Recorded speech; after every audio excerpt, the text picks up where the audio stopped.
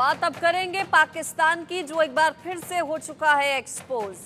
जम्मू कश्मीर में पाकिस्तान लगातार नापाक हरकत कर रहा है। पाकिस्तानी आतंकी लाइन ऑफ कंट्रोल के जरिए 18 जुलाई को भारत में घुसने की कोशिश कर रहे थे।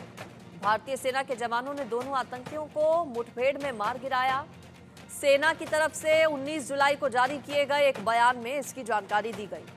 सेना की तरफ से जारी बयान में कहा गया कि भारतीय सेना ने कश्मीर के केरन सेक्टर में नियंत्रण रेखा के पार घुसपैठ की कोशिश कर रहे 2 आतंकियों को सफलतापूर्वक मार गिराया। भारतीय सेना ने बताया कि 17 जुलाई को उन्हें जम्मू कश्मीर पुलिस से खुफिया इनपुट मिला था कि विदेशी आतंकियों का एक ग्रुप केरन सेक्टर के रास्ते भारत में घुसपैठ की कोशिश करेगा। इसके बाद खुफिया इनपुट को इंटेलिजेंस एजेंसियों के जरिए भी वेरीफाई करवाया गया। खुफिया जानकारी पर आधारित ये सफल ऑपरेशन भारतीय सेना, बीएसएफ और जम्मू कश्मीर पुलिस ने मिलकर पूरा किया। वहीं इस ऑपरेशन के साथ ही एक बार फिर से पाकिस्तान बेनकाब हो गया है। पाकिस्तान करगिल की तरह एक बार फिर से घुसपैठ कर रहा है, कोशिश घुसपैठ की कर रहा है। भारतीय सेना ने पाकिस्तान की सेना की सबसे बड़ी साजिश का खुलासा किया है कि किस तरह से पाकिस्तान सेना अंडरकवर टेरर साजिश रचती है, कैसे वो भारत में एसएसजी कमांडोज को भेजता है और एसएसजी कमांडो कैसे आतंकवादी घटनाओं को अंजाम दे रहे हैं। पाकिस्तान की साजिश की कमर तोड़ने के लिए भारत भी पूरी तरह से तैयार है। भारत ने घाटी में एक तरफ जहां सेना के जवानों की संख्या में भारी इजाफा कर दिया है, वहीं सेना इंटेलिजेंस के साथ दूसरी खुफिया एजेंसीज भी पाकिस्तान की हर नापाक हरकत पर पैनी नजर बनाए हुए हैं। देश की सीमाओं पर सुरक्षा पूरे तरीके से मुस्तैद है। आपको एक रिपोर्ट दिखाते हैं इस पर।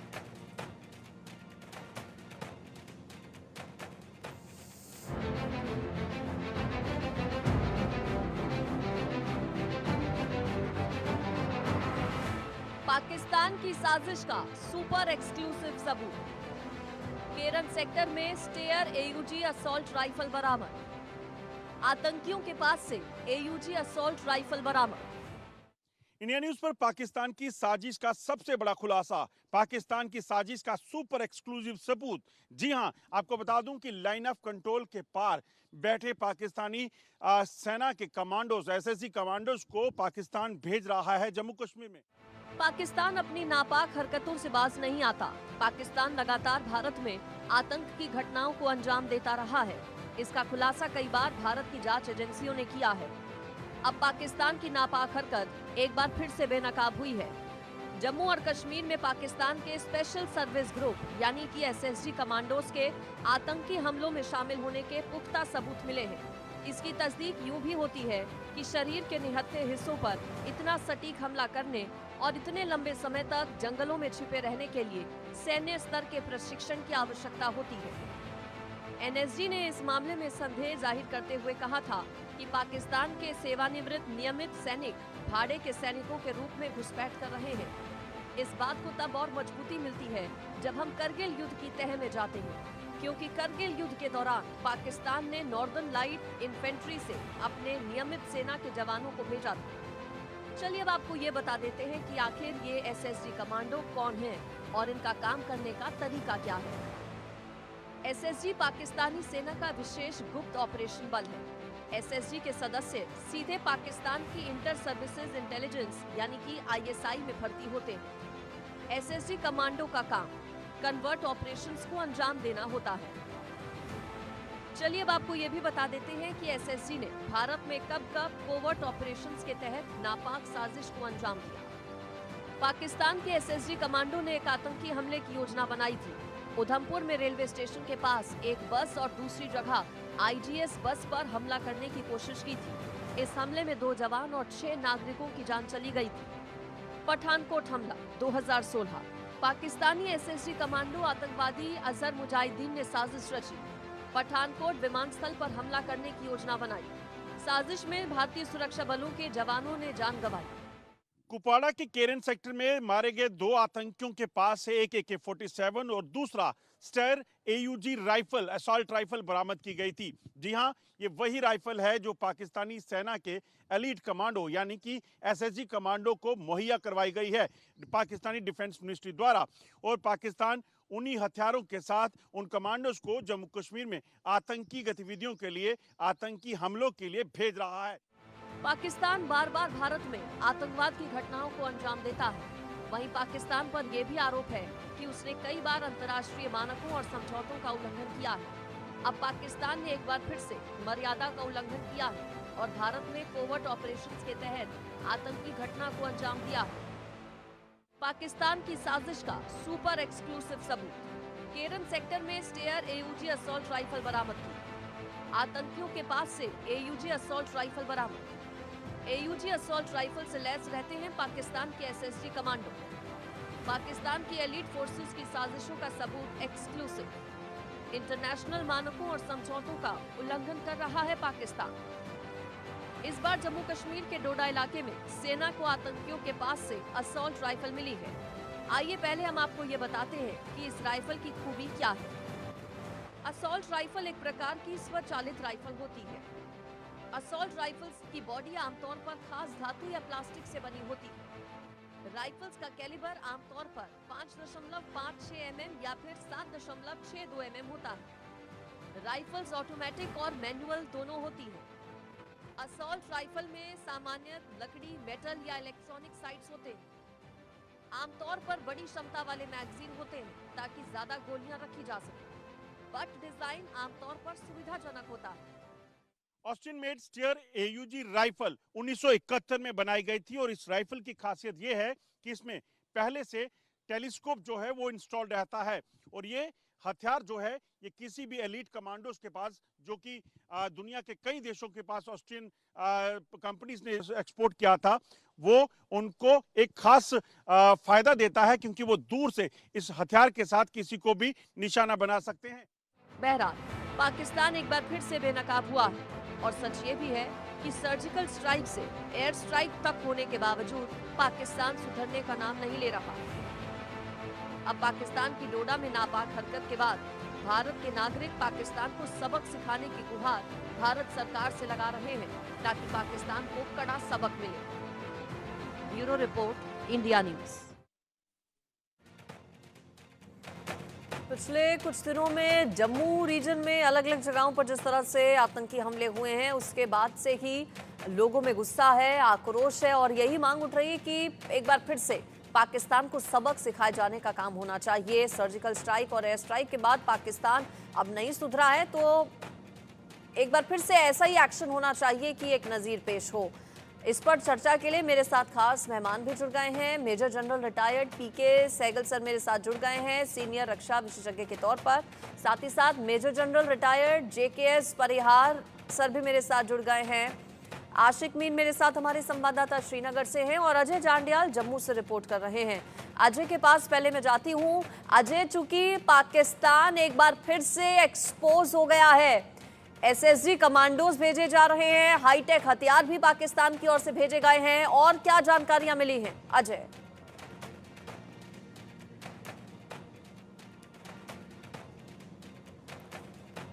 चलिए ठीक है, शायद संपर्क अजय के साथ नहीं बन रहा है। सहगल सर, ऐसा नहीं है कि पहली बार इस तरह से मदद आतंकियों की गई हो पाकिस्तान की ओर से? जानकारियां तो ये भी मिल रही हैं कि पाकिस्तान की सेना में जो पहले जवान हुआ करते थे, जो सेवानिवृत्त हो गए हैं, वो बतौर आतंकी काम कर रहे हैं भारत में। इसमें किसी प्रकार का कोई शक नहीं। ये बड़े पैमाने पर जो घुसपैठ हुई है, इसमें पाकिस्तान की सेना के और रिटायर्ड और सर्विंग सोल्जर्स दोनों ही शामिल हैं। बहुत बड़े पैमाने पर ये हाईली ट्रेंड है, खास करके जंगल वॉरफेयर में, और इन्होंने ट्रेनिंग प्राप्त की है पाकिस्तान के अंदर, अफगानिस्तान के अंदर और कुछ अफ्रीका नेशन के अंदर। इनके पास सबसे ज़्यादा आधुनिक हथियार हैं और क्रिप्टिक एनक्रिप्टेड रेडियो सेट्स हैं जिनको किसी प्रकार से हम इंटरसेप्ट नहीं कर पा रहे। ये साफ तौर पे दर्शाता है कि पाकिस्तान की मंशा में कोई तब्दीली नहीं आई। पाकिस्तान हर समय कोशिश करता है कि हिंदुस्तान को डिस्टेबलाइज करे, जहाँ ज़्यादा से ज़्यादा जान और मान का नुकसान पहुँचाए, हमारी इकोनॉमी को धक्का दिखाए। ये जो घुसपैठ है, इसके लिए केवल और केवल हम खुद बड़े पैमाने पर जिम्मेदार हैं। अगर आपको याद होगा 2019 में जब कोविड हुआ तो बाबुओं की सलाह से हिंदुस्तान ने 3 साल तक कोई भर्ती नहीं की, ये और 2 लाख फौज में कमी आ गई। दूसरा, वंस अगेन बाबुओं की रिकमेंडेशन और पॉलिटिशियन की रिकमेंडेशन के ऊपर जब गलवान में मुठभेड़ हुआ तो यहाँ से ये कहकर कि ये इलाका बिल्कुल खुशहाल है, यहाँ किसी प्रकार का कोई हादसा नहीं हुआ, 2 साल से 70% यहाँ से फौज को हटा के लद्दाख में भेज दिया, जिससे आपका जो बड़े सालों से सिक्योरिटी ग्रिड एस्टेब्लिश हुआ था, सिक्योरिटी ग्रिड खत्म हो गया, इंटेलिजेंस ग्रिड खत्म हो गया, लोकल इंटेलिजेंस जिसको काम करने के लिए कई साल लग जाते हैं वो लोकल इंटेलिजेंस खत्म हो गया। बकरवाल और गडेरिया और ये बकरवाल और जो दूसरे गडेरिया वाले हैं वो आपके आईज एंड ईयर्स है। कुछ पॉलिटिशियंस और पॉलिटिकल पार्टीज ने ऐसी स्टेटमेंट दी जिससे उनकी भी सहानुभूति आपके खिलाफ हो गई, बजाय वो आपको इन्फॉर्मेशन देने के लिए अभी पाकिस्तान को इन्फॉर्मेशन देते हैं। वो हर प्रकार से पाकिस्तान के आतंकवादियों को शह दे रहे हैं, उनको खाना दे रहे हैं, उनको लॉजिस्टिक्स को दे रहे हैं। ठीक है, पीके सहगल सर ये कह रहे हैं परिहार सर की कमी हमारे लेवल पर भी हुई है, कुछ ध्यान उस तरह से नहीं दिया गया। क्या आपको भी लगता है कि कश्मीर में डिप्लॉयमेंट और नजर पूरी थी लेकिन जम्मू को निगलेक्ट किया गया और यही वजह कि अब जम्मू नया कश्मीर बन गया है आतंकियों के लिए? परिहार सर इसमें 2 एंगल इसमें शामिल होते हैं कि पहला तो ये है कि ठीक है, राष्ट्रीय राइफल जब गलवान में एक्शन हुए तो लद्दाख में डिप्लॉयमेंट के लिए जम्मू डिवीजन से जो है फोर्सेस को उधर भेजा गया, तो एक वैक्यूम तो आया, इसमें कोई 2 राय नहीं है कि इससे जो है हमारे जो प्रिपेयर्डनेस थी उस पर काफ़ी बुरा असर गिरा है।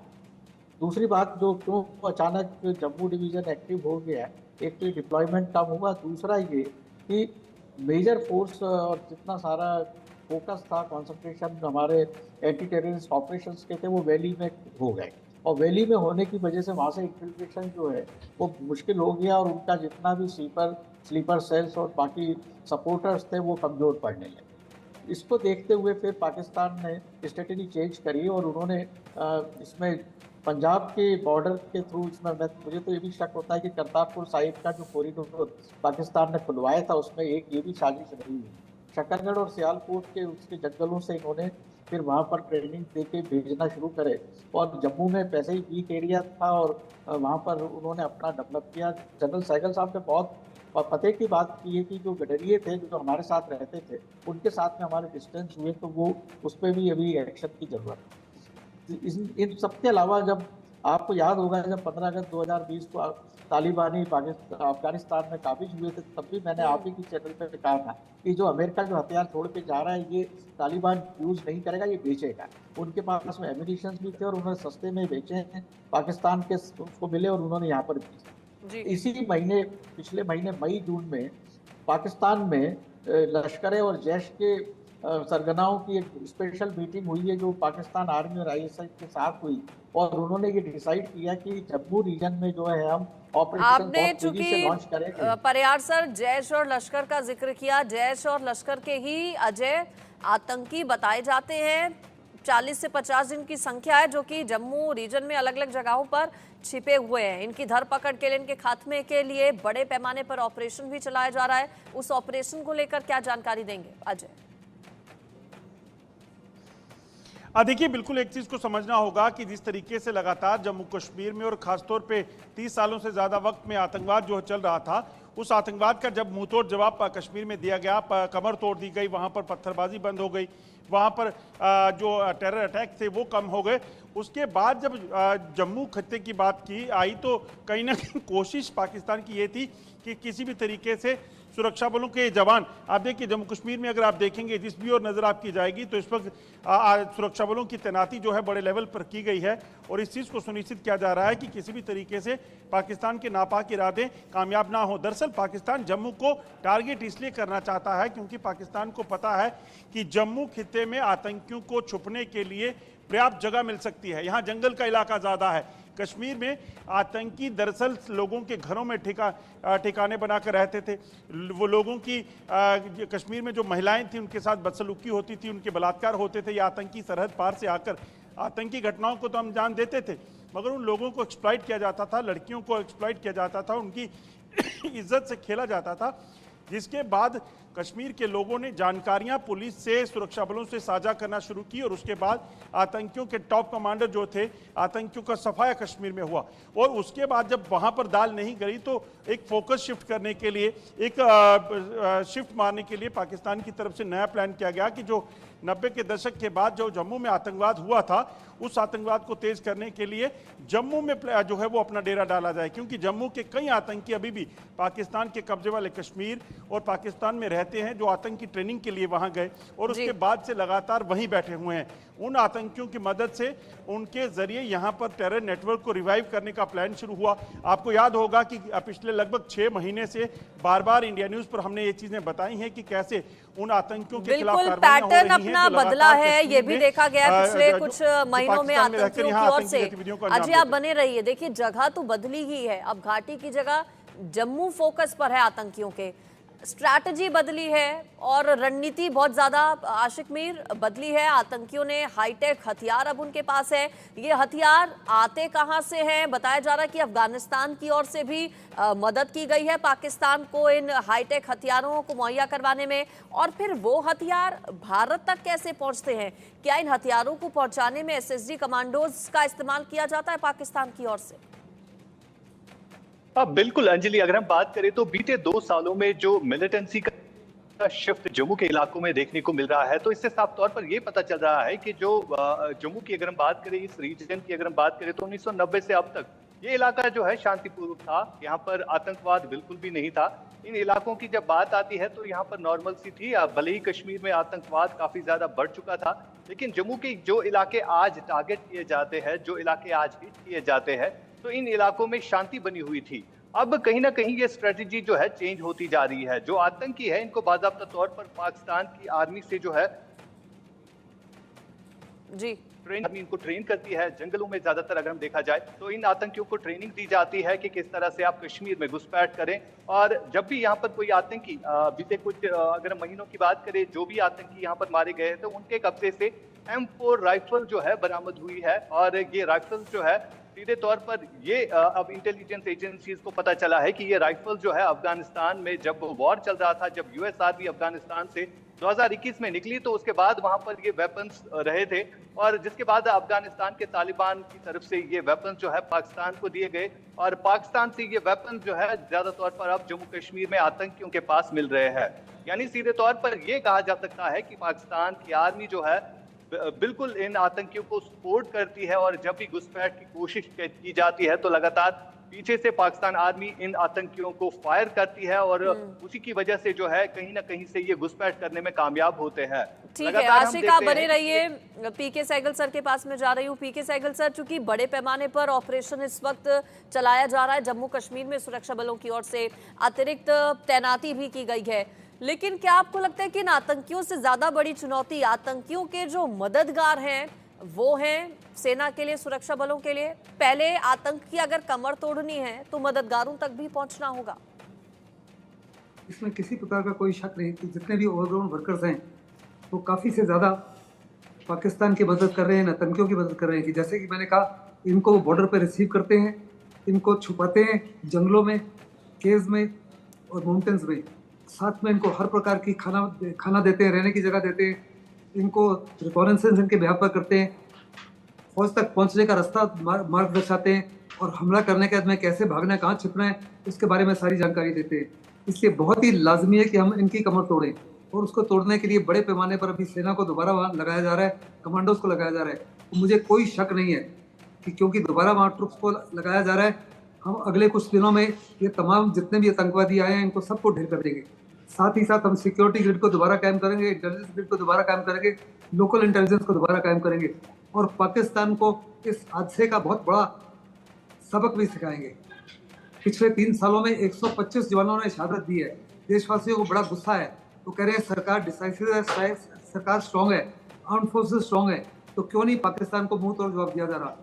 जितने भी लॉन्च पैड्स हैं जहाँ से आतंकी आते हैं, अभी हमको स्ट्रैटेजी बदली करनी है। हमने यकीन करना है कि हम उनको अपने देश में आने ना दें, और ये हमारा हक बनता है, right of self defence.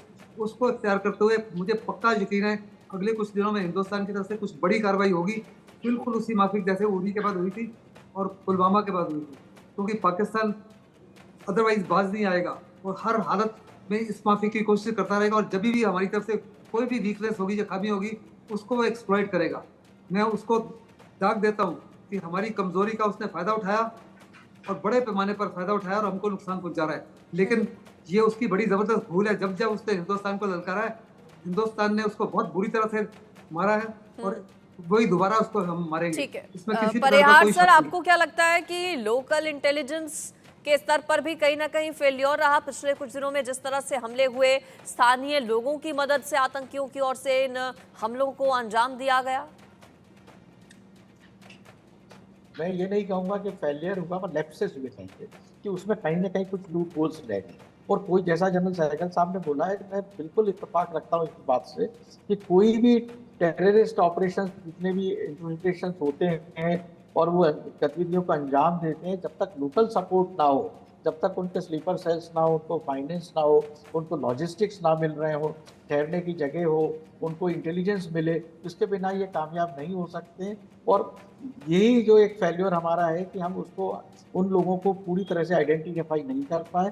Ministry of home affair इस पर बहुत एक्टिव है। अभी कल ही मीटिंग हुई थी, गृह मंत्री जी ने, माननीय गृह मंत्री जी ने इसकी मीटिंग करी और तमाम जितनी भी इंटेलिजेंस एजेंसीज हैं उनको ओवर अलर्ट होने के लिए और आपस में मिलके एक अच्छी सिनर्जी के साथ में काम करने का उन्होंने जो सुझाव और आदेश दिया है, मैं समझता हूँ हम सब चीज़ों के नतीजे अच्छे निकलेंगे। हमारा आर्मी और पैरामिलिट्री फोर्सेस के डिप्लॉयमेंट वैली में और जम्मू डिवीज़न दोनों में बढ़ाए जा रहे हैं। फिर हमारे भी कमांडोज इन सबको ऑपरेशंस में एंगेज होंगे। तो मैं समझता हूँ कि 2 से 3 महीने में हम इस पूरी समस्या का अच्छी तरह से काबू पा लेंगे। एक असेसमेंट ये है कि करीब 50 से 60 के बीच में फॉरेनर आतंकवादी जो हैं वो एक्टिव हैं और उसके साथ में लोकल भी है। तो इसको आइडेंटिफाई करना मैं नहीं समझता हूँ इतना मुश्किल है, ये होगा, ये बिल्कुल इसमें हम उसको कंट्रोल कर लेंगे। अब आप बात करते हैं जैसे कि अगला क्या हो, कि हम उड़ी से या दूसरी जो हमारी एयर स्ट्राइक्स हुई है उससे ज़्यादा क्या हो सकता है। मैं समझता हूँ कि जो सर्जिकल स्ट्राइक का इफेक्ट हमने देख लिया, कोई बहुत ज़्यादा लंबे समय तक नहीं रहता। ये वैसा ही है जैसे कि भागड़ अगर बढ़ रही है तो आप हेज कटिंग कर दी और वो ठीक लग रही है। हमें रूट कॉज को समझना होगा और रूट कॉज पाकिस्तान की जो वहाँ का एस्टाब्लिशमेंट है जिसमें ISI और आर्मी एक्टिव रहती है, और अब चाइना भी CPAC की वजह से पूरा POK और गिलगित बाल्टिस्तान और अब पंजाब में भी वो आके बैठे हुए हैं, तो वहाँ से भी उनको वेपन्स और लॉजिस्टिक्स आतंकवादियों को देते हैं। तालिबान से मिल रहा है, तो एक हम इंटरनेशनल कॉन्स्पिरेसी का एक शिकार हो रहे हैं। इसका हमें यही करना है कि हमारी जो पॉलिसी है, हमें अब पाकिस्तान में उनके खिलाफ जो पॉलिसी है उसको डिसिसिव और आगे बढ़ना है। मैं सिर्फ ठीक है परिहार सर, आप भी बने रहिए। अजय से और अपडेट मैं एक ले लेती हूँ। अजय, चूंकि सेना प्रमुख उपेंद्र द्विवेदी आज जम्मू कश्मीर के दौरे पर है, क्या आतंक के खात्मे का सीक्रेट प्लान तैयार हो चुका है?